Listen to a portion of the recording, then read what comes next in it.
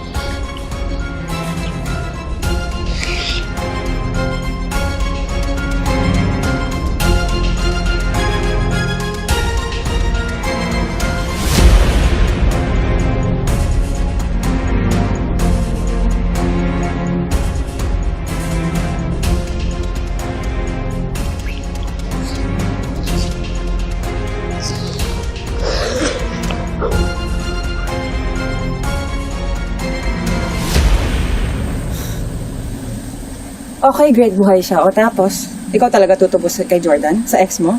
Hana, Bigyan mo naman ng kahihiyan si Leon, ha? Siya yung mapapangasawa mo. Hindi ko yun nakakalimutan. Oh, sa isip mo. Pero sa puso mo, ganun din ba? Hana, huwag mo kong husgahan. Ginagawa ko to dahil ama pa rin siya ng anak ko. May obligasyon akong tulungan siya. Paulit-ulit mo kumbinsihin ng utak mo. Pero alam mo yung totoo. Huwag ka na magsinungaling sa sarili mo. Mahal mo pa rin si Jordan. At kung mahal mo pa rin si Jordan, palayaan mo na si Leon para mahalin na siya ng iba.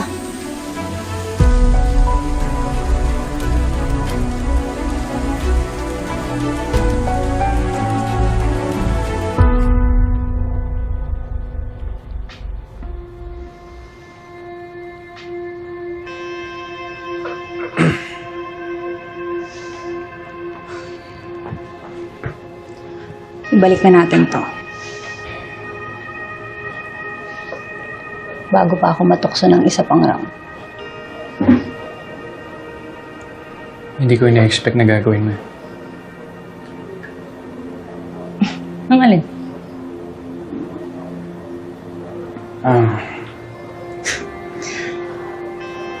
Huwag mo sabihin iniisip mo na mahinhin ako.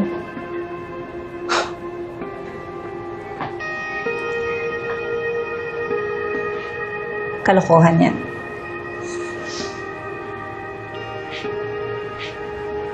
Hindi ko lang in-expect na makikipagtalik ka sa akin. Hindi mo naman ako kilala. Trip ko lang. Gusto ko lang matikman kung masarap talaga yung mga taga Maynila. Bakit? Hindi ka ba nasarapan? Nagustuhan ko.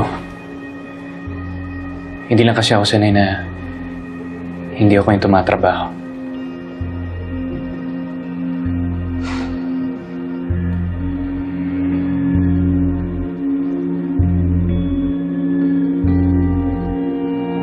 Kung hindi ka magsusumbong sa nangyari ngayon,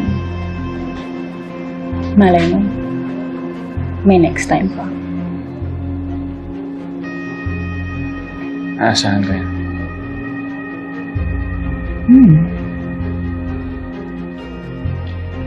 Pahinga ka na. So, uulitin.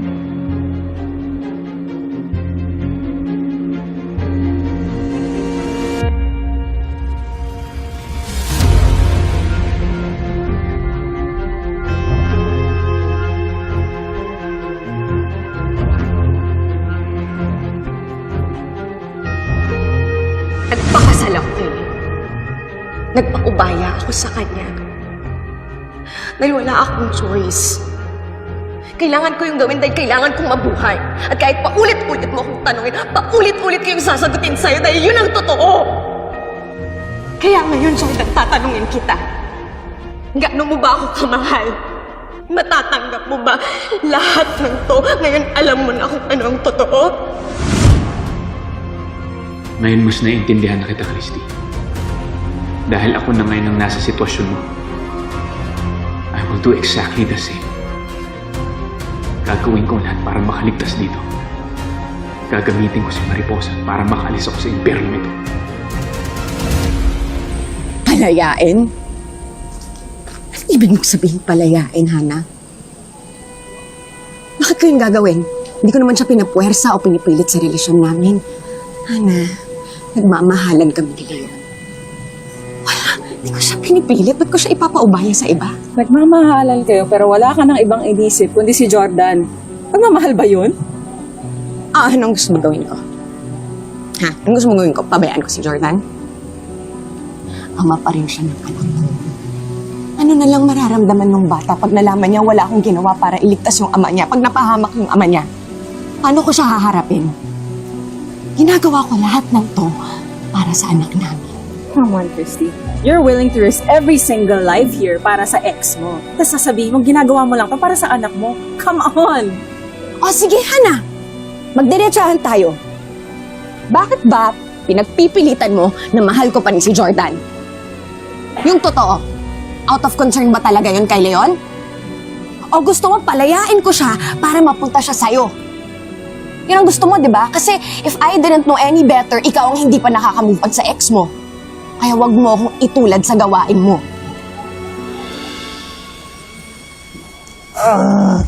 Leon! Talaga! Kami natutulong sa'yo. Kami na dyan. Kailangan na natin siyang dalhin sa hospital. Baka kumalat sa dugo niya yung infection. We have to go now. Sige. Teka, hintayin natin si Hana. Sabay kami tutulong sa'yo. Teka lang, Leon. Huwag kang makulit. Hindi ka na, Leon. Kaya mo to. Ready? Up. 1, 2, 3. Ako na bahala sa bag mo. Baril. Ako na. Baril ko. Ako na.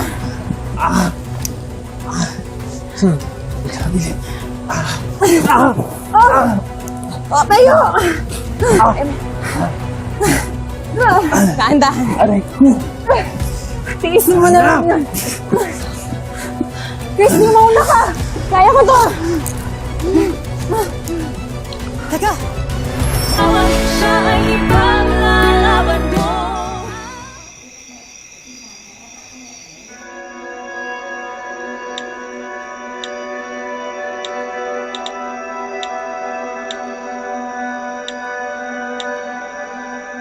Christy!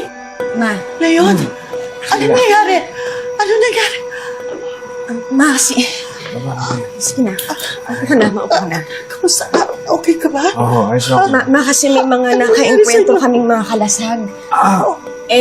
Na-aksidente po si Leon nung pinagtanggol niya po kami. Pasensya na, ma, hindi ko na nireplyan lahat ng mga text sa tawag niya. Paano kasi sinugod na agad namin siya sa hospital para magamot na yung mga sugat. I was so worried. Ma, si Hana po, yung nanay ni Belly. Hana, mama ko. Hi, nice to meet you.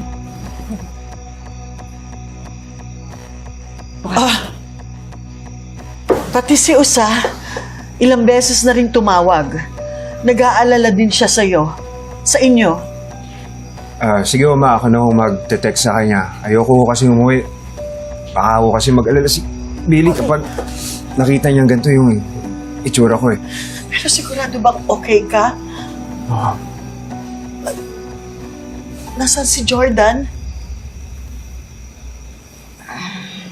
Manabigo po kami kasi sa paghahanap sa kanya. Pero nakausap namin si Shaira at ang sabi niya sa amin na ginawa daw na bihag ni Alakdan si Jordan at humihingi sila ng ransom 5 milyong piso.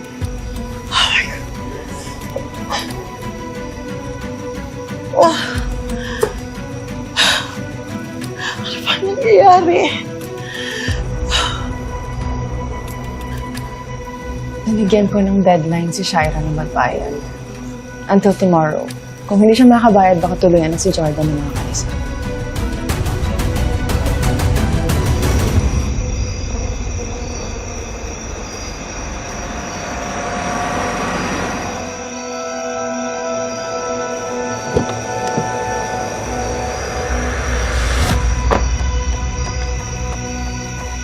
Christy!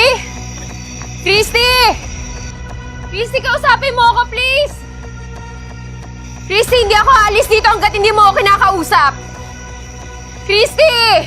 Kanina pa pabalik-balik ang babaeng yan. Kaya si Tori at si Baby Jeremy, kinanunet ko na pinatulog.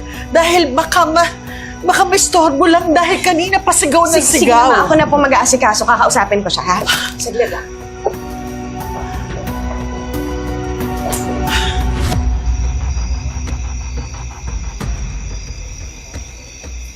Ano bang pinoproblema mo?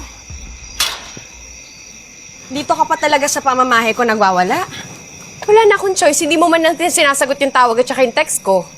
Nagka-medical emergency si Leon, kaya huwag kang umasa na ikaw uunahin ko.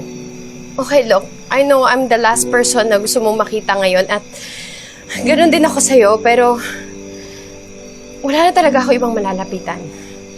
Kung meron man, hindi ako pupunta dito. Christy, kailangan ko ng 5 million by tomorrow para maligtas ko si Jordan. Ngayon, kung ayaw mong mawalan ng tatay si Tori, tulungan mo ko. Teka, Shaira, parang hindi naman yata tama yung paraan na yan para mailigtas si Jordan. Ano ibig mo sabihin? Humingi na lang tayo ng tulong sa polis para mahanap natin kung nasa ng hideout ni Alakdan. Pag natuntun natin sila, edi pwede tayong mag-sneak attack. Mas lalaki yung chance natin para ma-rescue si Jordan. Hindi natin pwede gawin yan. Kapag tinugis ng mga polis sila Alakdan, baka patayin nila si Jordan. Naiintindihan mo ba yon? Ayoko na isunod nila kay Jeff yung asawa ko. Ayoko naman lagay lalo sa peligro yung buhay ni Jordan. Shaira, may mga naengkwentro kami sa bundok. Duda ko, mga tauhan ni Alakdan yun. Marami na ulit ang kalasag ngayon. Hindi na uubra kung hindi tayo kukuha ng backup. Pera ang kailangan nila. Okay? Yun yung sinabi sa akin ni Alakdan. Walang atraso si Jordan sa kanila. So kung ibibigay na lang natin sa kanila yung perang hinihingi nila, eh di babalik din nila sa atin si Jordan. Pero Shaira, Christy, nagmamakaawa ko sa'yo. Please.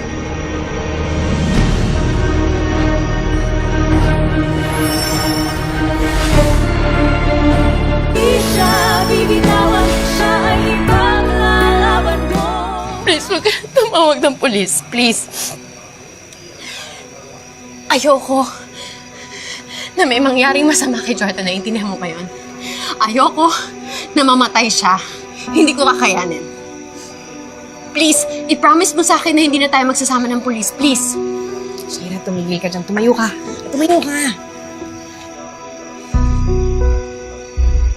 Humingi na tayo ng tulong sa mga polis dahil yun lang ang paraan. Makinig ka na sa akin. Bakit ako magtitiwala sa'yo? Baka kaya sinasabi mo lang yan kasi gusto mo talaga mapahamak si Jordan, no? Gusto mo siyang gantihan? Kasi ako na ulit yung asawa niya, ganun ba? O baka you're thinking right now na kung hindi lang din siya mapupunta sa'yo, mas mabuti nang mamatay na lang siya, ganun ba yon? Alam mo, Shaira, kung ganyan ka mag-isip, wala talagang tutulong sa'yo. Hindi mo nga alam kung ano yung mga hirap na pinagdaanan namin nung hinahanap namin si Jordan eh. Kung gusto mo makatulong sa akin, huwag ka na mag-suggest ng kung ano-ano. Tulungan mo na lang ako na makakuha ng 5 million. Please. Hindi ko alam kung ano nang ginagawa nila ngayon kay Jordan. The more na nag-aaway tayo dito, the more na naglalagay sa peligro yung buhay niya. Baka malay mo, hindi ko na alam kung ano nang ginagawa sa kanya doon. Baka mamaya tinotorture na siya doon. Naiintindihan ko. Paano kung pagkarating natin doon, patay na siya? Ha? Shaira, tumigil ka. Tumigil ka. Kilala natin pareho si Jordan. He has strong will. Sigurado ako ngayon lumalaban si Jordan. Eh kung ako nga nakasurvive ako 4 na taon sa impyernong yon, malakas si Jordan. Kinakaya niya kung ano man ang hinaharap niya ngayon. Nakasurvive ka kasi nagustuhan ka ni Leon. He's the one who kept you alive. Ngayon sabihin mo sa akin, sino tutulong kay Jordan doon?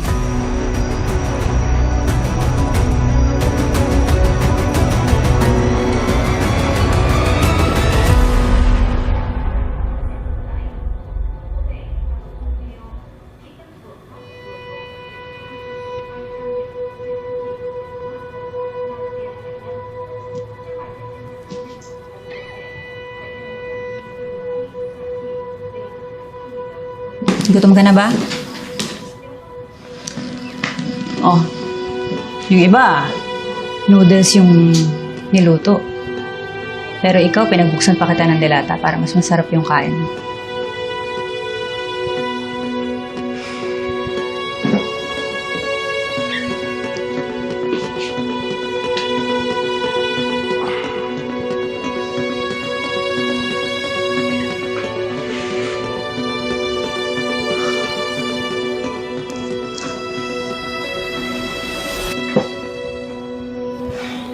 Alam mo, hindi mo na kailangan gawin yan. Sa dami nyo dito sa lugar, parang na ako nagpakamatay kung magtangka akong umalis.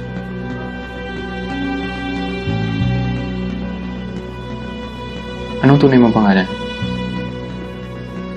Bakit gusto mo malaman? Gusto ko tayong pasalamatan na mas maayos eh. Sa pagkain na dala mo.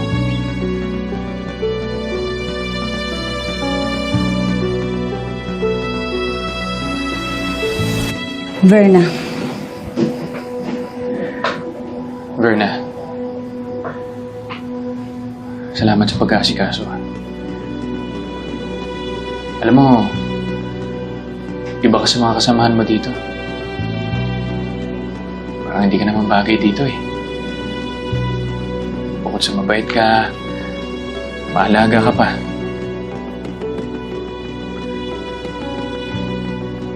Hindi ba tutol yung boyfriend mo o baka asawa sa pinili mong trabaho?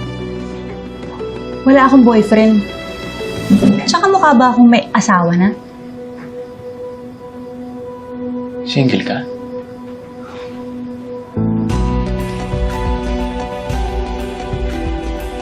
Ang imposible naman nun. Sa ganda mo niyan, tsaka sa sexy mo. Babulag ata mga kalasag. Alam mo, ang dami mong sinasabi. Kumain ka na.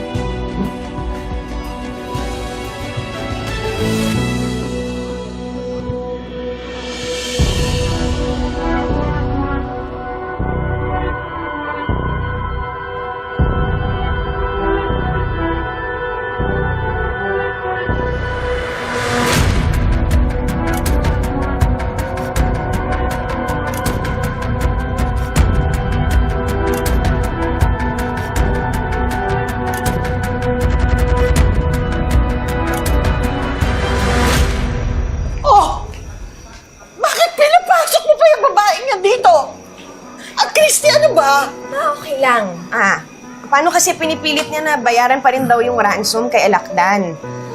Ay, sinabi ko wala naman ako mapapahiram, ma. Kaso nag-request, kakausapin daw niya si Leon at Hana. Ano kailangan mo, Shaira?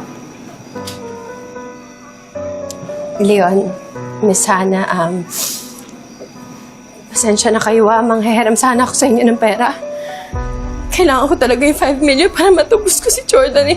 May na-raise na ako na 2 million. Kailangan ko na lang ng 3 million. Pasensya na kayo kasi hindi ko talaga ma-access yung bank account ni Jordan kasi hindi pa kami nakakapag-apply ng joint account. Kayo na lang talaga yung malalapitan ko. Leon, natatandaan ko kasi, di ba, nung nakaraan, nung tutubusin nyo dapat si Tori kay Alakdan, di ba may pera pa kayo sa kalasag? Baka pwedeng hiramin ko muna yun. Shaira, kahit bayaran mo si Alakdan ng 5 milyon, hindi niya ibabalik sa'yo si Jordan. Naalala mo yung ginawa niya kay Tori? Kilalang kilala ko yan si Alakdan. Hayop yan at tuso siya. Ano ba sa mga gawin ko? Tumuha na lang ako dito.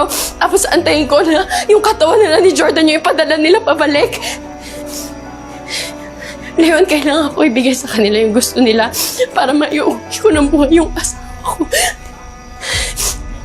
Miss Hana, sana pasensya na talaga kakapalan ko na yung mukha ko. Please, please, alam ko po, barya na sa inyo yung hinihingi ko. Please, pautangin na ninyo ako. I promise, pagtatrabahuhan ko ng maayos para maibalik ko po talaga sa inyo yun. Kahit gawin ninyo akong alila doon sa hotel habang buhay, gagawin ko. Please, please, tulungan na ninyo ako. Please, gusto ko na umuwi yung asawa ko. Please.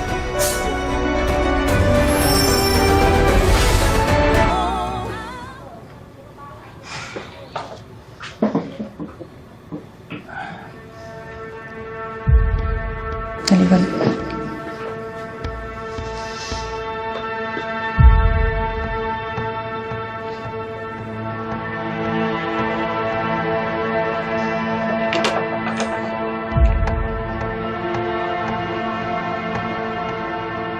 Kanina ka pa nakatingin sa bracelet ko. Bakit ba gusto mong makuha to?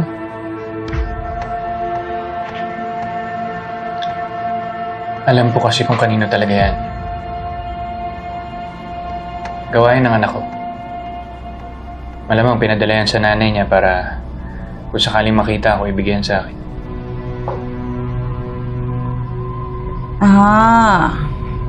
Yung ex mo. Pero nagtataka lang ako.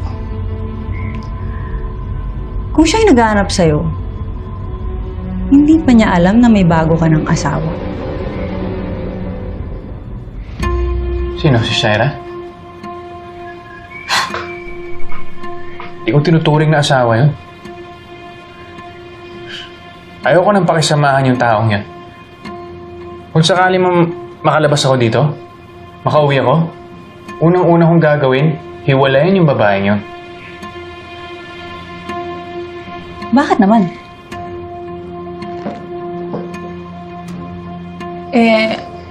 Ang sabi ni Alakdan, ginagawa daw lahat ni Shaira para matubos ka. Kung siya lang ang magiging dahilan para makalaya ako dito, wag na lang. Ayaw magkaroon ng utang na loob sa taong yan. Parehas lang sila eh. Parehas lang sila ni Christy. Manloloko at sinungaling. Anong ibig mo sabihin? Yan si Christy. Yan ang una kong asawa, di ba? Iniputan ako niya sa ulo. Habang kami pa, nagkarelasyon sila ni Leon. Ito pa mga lupit. Nagbunga ang pagtataksil nila. Alam mo, ba't ganyan kayong mga babae? Ang dali-dali niyong sabihin sa aming mga lalaki na mahal niyo kami. Pero ang dali niyo rin naman kaming lokohin. Hindi lahat ng babae katulad ng mga nakarelasyon mo. Meron pa rin iilang matitino at hindi man loloko.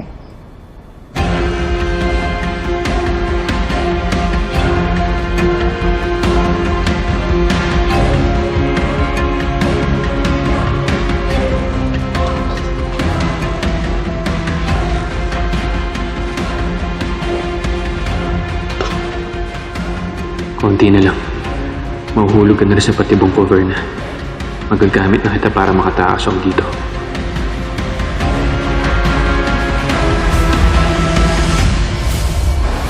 Jordan, I'm sorry. I'm so sorry for everything. Huwag kang mag-alala. Ginagawa ko na lahat ng kaya ko para makuha yung 5 billion. I will get you home, I promise. Hindi ko kailangan ng tulong mo, Shaira. Jordan! Alam mo, hindi ko maintindihan kung bakit lagi mo nilalagay yung sarili mo sa panganib para lang mahanap si Jordan. Asa si Mariposa? Salubong ko siya kanina. Inutusan mo raw i-check yung bihag. Puntahan ko na. Huwag na. Ako na pupunta.